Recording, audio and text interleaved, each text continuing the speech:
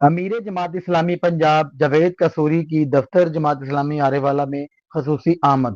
انہوں نے press conference میں بتایا، حکومت کی جانب سے پیٹرول کی قیمت میں بے تحاشا اضافہ کے خلاف 7 اگست کو ملک بھر کے مین شاہراہوں کو احتجاجاً بند کریں گے۔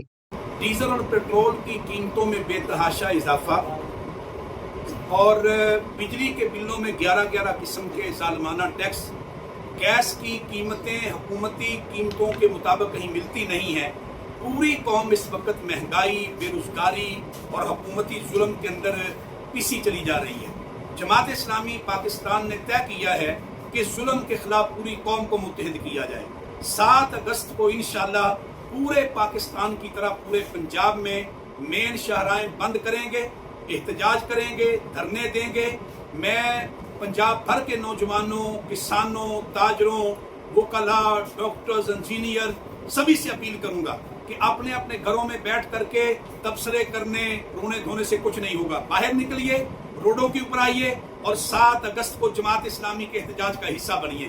اپنی موٹر سائیکلوں کے ساتھ آئیں، گاڑیوں کے ساتھ آئیں، ٹریکٹر ٹرالیوں کے ساتھ آئیں، حکمرانوں کو پسپا کریں گے انشاءاللہ عوامی قوت کے ساتھ۔ تو میں آپ سب سے اپیل کرنا چاہتا ہوں کہ 7 اگست کے اس احتجاج کا حصہ بن کے اس ظلم کے خلاف اپنی آواز کو طاقتور بنائیں۔ صوبائی امیر جماعت اسلامی جاوید قصوری کا مزید کہنا تھا، 7 اگست کو پورے پاکستان میں امیر جماعت اسلامی حافظ نعیم الرحمان کی قیادت میں حکومت کے ظلم اور بڑھتی ہوئی مہنگائی کے خلاف مین شاہراہیں بند کرنے جا رہے ہیں، جس میں قوم ہمارا ساتھ دے۔